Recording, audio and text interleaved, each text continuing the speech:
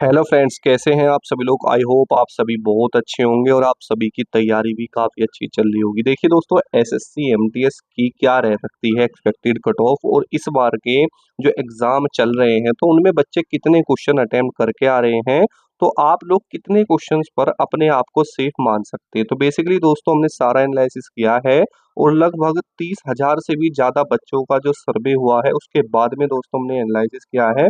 और देखिए दोस्तों, सारी चीज़ें ली हुई हैं, सब्जेक्ट वाइज़ डाटा है, जो है आपका जैसे सेशन 1, सेशन 2 है, उसके अलावा यहाँ पर कितने क्वेश्चन बच्चे इंग्लिश में अटेम्प्ट कर रहे हैं, कितने जीके जीएस में कर रहे हैं, ठीक है? साथ ही दोस्तों यहाँ पर और भी बहुत सारी चीज़ें हैं, यानी वीडियो पूरी तरीके से आपको बिल्कुल संतुष्ट कर देगी कि हाँ भाई, इतने नंबर पर मैं बिल्कुल सेफ हूँ, ठीक है? तो बेसिकली सबसे पहले तो दोस्तों आप यहाँ पर ये देखिए कि जो आपके कट ऑफ डिपेंड फैक्टर्स होते हैं, वो कौन-कौन से होते हैं। तो देखिए, सबसे पहला होता है कि डिफिकल्टी लेवल ऑफ एग्जाम, यानी दोस्तों आपके एग्जाम का लेवल एक्चुअल में है क्या, इजी है, मॉडरेट है, डिफिकल्ट है। ये सबसे बड़ा वो होता है फैक्टर, क्योंकि देखिए, अगर दोस्तों आपका एग्जाम लेवल इजी है तो आपकी कट ऑफ दोस्तों आपकी हाई जाती है, इस चीज़ का आपको भी पता है, ठीक है। दूसरा फैक्टर होता है नंबर ऑफ वैकेंसीज, कि आपकी वैकेंसी हैं कितनी। उस और अगला है दोस्तों नंबर ऑफ एप्लीकेंट्स, यानी फॉर्म कितने अप्लाई हुए हैं। और चौथा है नॉर्मलाइजेशन प्रोसेस। तो ये चार फैक्टर्स ऐसे हैं बेसिकली, जो कि आपकी जो कट ऑफ है ना उसको कंसीडर करते हैं। तो एक्चुअल में इन चीज़ों से क्या फ़र्क पड़ता है, तो वो मैं आपको अच्छे से समझा देता हूँ। देखिए दोस्तों, सबसे पहले तो ये तो क्लियर है आपके सामने कि पेपर अगर ईज़ी होगा तो कट ऑफ दोस्तों आपकी हाई जाएगी, और अगर डिफ़िकल्ट होगा तो थोड़ी कम रहेगी। अब देखिए, जो आपका एसएससी एमटीएस का एग्ज़ाम है ना, वो एक से ज़्यादा शिफ्टों में और अलग-अलग फ़ेज़ेज़ में होता है। तो ये बात पक्की है कि कोई भी एग्ज़ाम लेवल ऐसा नहीं है, जैसे मान के चलो आपकी अलग-अलग शिफ्ट है, तो आपके कहीं न कहीं 2-4 क्वेश्चन्स का फ़र्क आपको देखने के लिए मिलेगा। कहीं पर मॉडरेट है, कहीं पर डिफ़िकल्ट है और कहीं पर ईज़ी है। क्वेश्चन्स का दोस्तों ज़्यादा का फ़र्क नहीं आता, बेसिकली बस ये 2-3 क्वेश्चन्स ही ऐसे होते हैं, जिनकी वजह से जो शिफ्ट है ना, वो मॉडरेट, डिफ़िकल्ट और ईज़ी में कन्वर्ट हो जाती हैं। एक बहुत बड़ा डाउट ये भी है स्टूडेंट्स का कि सर, क्या नॉर्मलाइज़ेशन में नंबर कम भी हो जाते हैं? तो ये चीज़ें भी मैं आपकी क्लियर कर दूँगा। साथ ही नंबर ऑफ वैकेंसीज़ पर डिपेंड करती हैं चीज़ें, तो वैकेंसी तो अच्छी खासी है, इसमें कोई दो राय नहीं है, ठीक है? तो बेसिकली अगर हम अभी आपके एग्ज़ाम की बात करें, तो भाई अभी तो आपका जो एग्ज़ाम लेवल है लगभग मॉडरेट लेवल का चल रहा है, ठीक है? कुछ शिफ्ट हैं ऐसी जो थोड़ी-सी डिफ़िकल्ट की तरफ गई हैं, कुछ हैं ऐसी जो ईज़ी की तरफ गई हैं। लेकिन जिनका इनकी ईज़ी की तरफ गई है ना, उनको घबराने की बिल्कुल भी आवश्यकता नहीं है, कि वो ये सोचते हैं कि भाई मेरे क्वेश्चन कम अटेम्प्ट हुए हैं। कि बेसिकली क्या होता है कि जब स्टूडेंट्स अपने घर पर तैयारी कर रहे होते हैं, तो वहाँ पर उनका अटेम्प्ट अच्छा होता है, लेकिन वो ये बोलते हैं कि सर, वहाँ पर तो मेरे जो लास्ट मॉक टेस्ट थे, उन सभी में मेरा अटेम्प्ट 40, 42 ऐसे था सेशन 2 के अंदर, ठीक है? लेकिन वहाँ पर तो मेरा 36 से 37 ऐसा ही हुआ है। तो बेसिकली वो डिपेंड करती हैं चीज़ें कि भई आपका एग्ज़ाम लेवल एक्चुअल में था कैसा, ठीक है? तो आपको बिल्कुल भी घबराने की ज़रूरत नहीं है कि भई मेरा पेपर खराब हो गया है, मेरा सिलेक्शन नहीं होगा, तो ये फ़िज़ूल की बातें आपको नहीं सोचनी है, ठीक है? अब देखिए, नंबर ऑफ फॉर्म्स, देखिए इससे भी फ़र्क पड़ता है कि नंबर ऑफ एप्लीकेंट्स कितने फॉर्म भरे गए हैं। तो बेसिकली अगर देखा जाए, तो ये तो आंकड़ा हमेशा इक्वल सा ही रहता है, क्योंकि देखिए 10 से 15% स्टूडेंट्स में हमेशा कॉम्पिटिशन होता है, क्योंकि देखिए 2024 चल रहा है।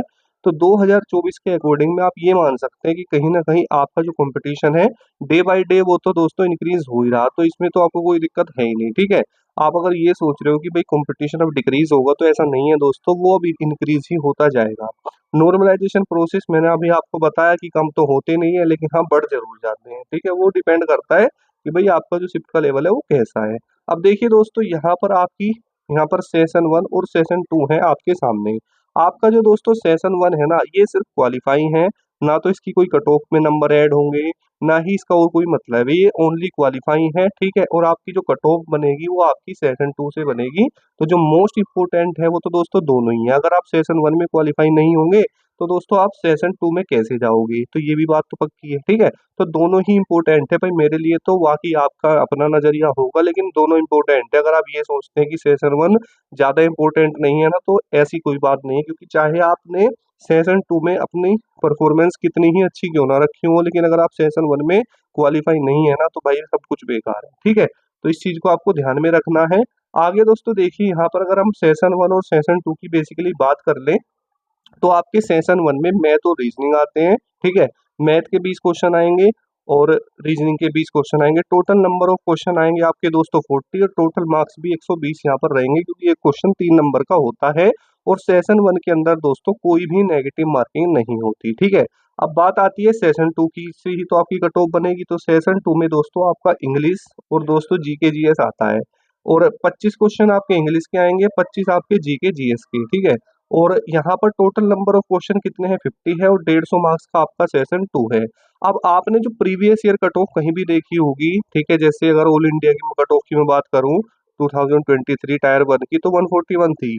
तो बेसिकली आप बच्चे सोचते हैं भाई इतनी हाई कट ऑफ, तो भाई वो नॉर्मलाइजेशन के बाद होती है, ठीक है, क्योंकि बहुत सारे फैक्टर्स होते हैं, वो मैं अभी आपको क्लियर कर दूंगा। तो बेसिकली यहाँ पर ये आपके सामने आंकड़ा है। तो मेन आपके सामने भाई इंग्लिश और जीके जीएस है, ठीक है। तो इनसे आपकी दोस्तों कट ऑफ बनेगी। अब देखिए मैंने डाटा जैसे देखा है स्टूडेंट्स का, तो इंग्लिश में जो स्टूडेंट्स करके आ रहे हैं, ठीक है, ये आंकड़े हैं 18 से 22 क्वेश्चन, ठीक है, अटेम्प्ट के, और जीके जीएस के हैं 14 से 17। अब आप बोलोगे सर ऐसा कैसे हो सकता है, फिर तो कट ऑफ बहुत डाउन चली जाएगी। देखिए दोस्तों दो चीज मैं आपको समझाऊंगा। देखो, इंग्लिश और जीके जीएस ये दो ऐसे सब्जेक्ट है ना, इन्हें ये हर बच्चे के अच्छे नहीं होते। अगर मैं बात करूं मैथ की और रीजनिंग की, तो दोस्तों ये दोनों ऐसे सब्जेक्ट होते हैं जहां पर भी मैथ और रीजनिंग आती है ना एग्जाम में, वहां कट ऑफ हाई रहती है। क्योंकि दोस्तों जब कोई भी स्टूडेंट कंपटीशन की तैयारी करता है ना, तो वो सबसे पहले मैथ और रीजनिंग को ही पढ़ता है, और यहाँ तो भाई साहब इसको कट ऑफ से बाहर कर दिया, ठीक है। अब इंग्लिश और जीके, ये बात दोस्तों आपको भी माननी पड़ेगी कि इंग्लिश ना दोस्तों हर बच्चे की अच्छी नहीं होती, और जीके भी हर बच्चे की अच्छी नहीं होती। मैंने ये चीजें देखी है, जो स्टूडेंट मैथ और रीजनिंग में ज्यादा बेस्ट होता है ना, उसकी जीके क्या होती है दोस्तों, वीक होती है, ठीक है। और बेसिकली जीके एक ऐसा सब्जेक्ट है कि आप चाहे कितना ही पढ़ लेना, जीके के फिर भी फुल अटेम्प्ट नहीं कर सकते। अगर आपकी 1% किस्मत ही ठीक है तो आप कर लोगे, लेकिन भाई नहीं कर पाओगे, क्योंकि जीके में कहाँ से क्या पूछ लिया जाए, क्योंकि उसका कोई सिलेक्टेड आपका सिलेबस नहीं है, ठीक है। जैसे इंग्लिश है तो इंग्लिश में जो सिलेक्टेड चीजें होंगी वही पूछी जाएंगी, ठीक है। तो मेरे अकॉर्डिंग भाई इन दोनों की अगर मैं बात करता हूँ, तो इंग्लिश इंग्लिश जो है आपकी जीके से बेस्ट रहेगी, ठीक है। तो इसलिए जीके का लेवल भी थोड़ा दोस्तों इजी टू मॉडरेट चल रहा है। लेकिन भाई जो जीके है ना, ये मॉडरेट टू डिफिकल्ट आ रही है, ठीक है, क्योंकि जीके ऐसी होती है, अगर आपको क्वेश्चन डायरेक्टली आता है तो वो इजी है, नहीं आता है तो वो डिफिकल्ट है, ठीक है। अब बेसिकली देखिए नेगेटिव मार्किंग है, क्वेश्चन की संख्या ज्यादा नहीं है, तो इसलिए भाई स्टूडेंट कम क्वेश्चन अटेम्प्ट करने की कोशिश करते हैं। और भाई संभावना ये कहती है कि आप चाहे कितनी ही कोशिश कर लेना, लेकिन क्वेश्चन फिर भी आपके गलत हो ही जाते हैं, ठीक है।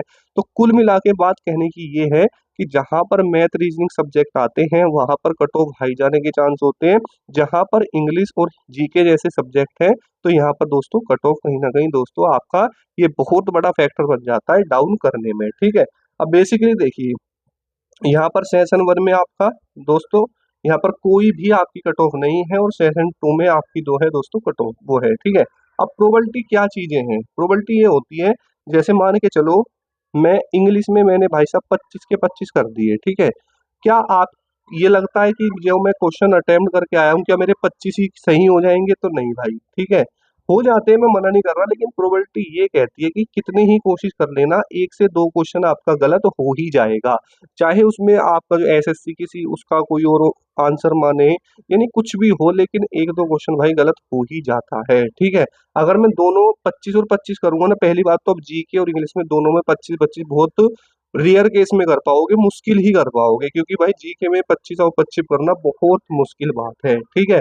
अगर भाई साहब मैं दोनों को मिला के ये मान लो कि 50 ही मैंने कर दिए, ठीक है, और मेरी तैयारी जबरदस्त वाली है, तो भी भाई मेरे 5 से 7 क्वेश्चन गलत हो ही जाएंगे 100%, चाहे कितनी ही बेस्ट तैयारी क्यों ना हो। ये मैं प्रोबेबिलिटी संभावनाएं आपको बता रहा हूँ। अब स्टूडेंट क्या करते हैं, वो इस यही सोचते हैं कि भाई नेगेटिव मार्किंग है, कहीं मेरे क्वेश्चन गलत ना हो जाए, इसी वजह से वो क्या कोशिश करते हैं कि भाई हम कम से कम अटेम्प्ट करें, जितना आता है उन्हें उतना ही करें। क्योंकि मैंने अभी बताया आपको कि जो बच्चे इंग्लिश में अटेम्प्ट कर रहे हैं ना, उनका 19 से 22 तक ही अटेम्प्ट वो ज्यादातर कर रहे हैं। उनका ये कहना है कि सर जो हमें लगता था हमने वो ही किया है, एक्स्ट्रा कुछ भी नहीं किया है, ठीक है। अब जो बच्चा 22 क्वेश्चन अटेम्प्ट करके आ रहा होगा, तो ये संभावनाएं कहती हैं कि उसके जो है 20 क्वेश्चन सही होंगे, ठीक है। बात समझना इस चीज को। और जो जीके में दोस्तों 14 से 17 उनका अटेम्प्ट है, यानी 14 टू 17, तो भाई 15-16 क्वेश्चन ही वहां पर उनके ठीक हो रहे होंगे, ठीक है। तो इन चीजों से आपको दोस्तों बहुत चीजें समझ में आ रही होंगी, ठीक है। अब बेसिकली दोस्तों नॉर्मलाइजेशन, अब मान के चलो आपने मैथ में सॉरी इंग्लिश में कितने किए, 20 क्वेश्चन आपके इंग्लिश में ठीक हो गए, ठीक है। और जीके में आपके कितने काट पीट के मैंने मान लिया भाई, मान के चलो 15 ठीक हो गए, तो कितने क्वेश्चन नंबर बनेंगे, 3 का है, ठीक है। तो 60 नंबर के तो आपकी क्या हो गई, इंग्लिश हो गई।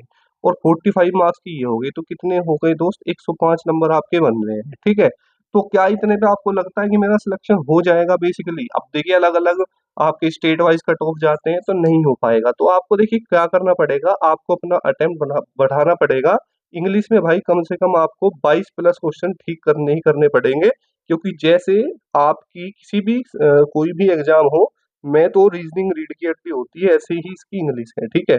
तो इंग्लिश में 22 प्लस अगर आप सही करते हैं, 22 भी करते हैं जनरल कैटेगरी में, तो आप बिल्कुल सेफ हो, वो मैं आगे बताऊंगा कैटेगरी वाइज। बल्कि अगर आप जीके में हैं और जीके में 17 से 18 क्वेश्चन आप ठीक कर दे रहे हैं, तो भी दोस्तों मेरे हिसाब से आप बेस्ट हैं जनरल कैटेगरी के लिए, इतना होना चाहिए, ठीक है।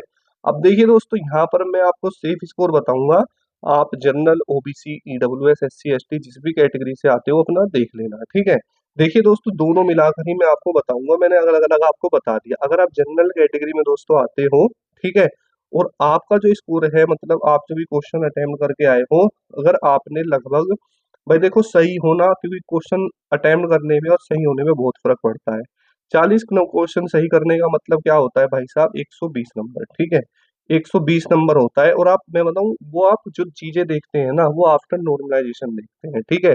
तो कहीं ना कहीं अगर आप जनरल कैटेगरी में आते हैं और आपने लगभग 38 क्वेश्चन के आसपास अटेम्प्ट किए हैं, 38 39, ठीक है, तो मेरे अकॉर्डिंग आप बिल्कुल ठीक है, 38 39 40 तक बिल्कुल ठीक है।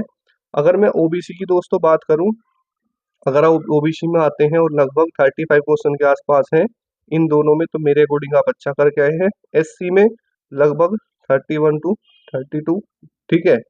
और एसटी कैटेगरी में लगभग 28 से 30, ठीक है। अगर इतने क्वेश्चन आपके ठीक बन रहे हैं रो मार्क्स के अकॉर्डिंग, तो आप बेस्ट हैं। अभी इसमें दोस्तों हो सकता है कि आपकी शिफ्ट में कोई रॉन्ग क्वेश्चन है वो भी ऐड होगा, प्लस में नॉर्मलाइजेशन होगा, तो इतने पे आपका सेफ स्कोर बन जाएगा, ठीक है। तो दोस्तों कमेंट में जरूर बताना कि ये दोस्तों अभी तक जो मैंने बताया, जो अभी तक की शिफ्ट है उनका डाटा है, बाकी जैसे ही आगे होंगी उनका भी मैं आपको बताऊंगा। कमेंट करके जरूर बताना कि भाई आपने कितने क्वेश्चन अटेम्प्ट किए हैं, आपकी शिफ्ट कैसी थी, ठीक है। मिलते हैं नेक्स्ट वीडियो में। जय हिंद, वंदे मातरम दोस्तों।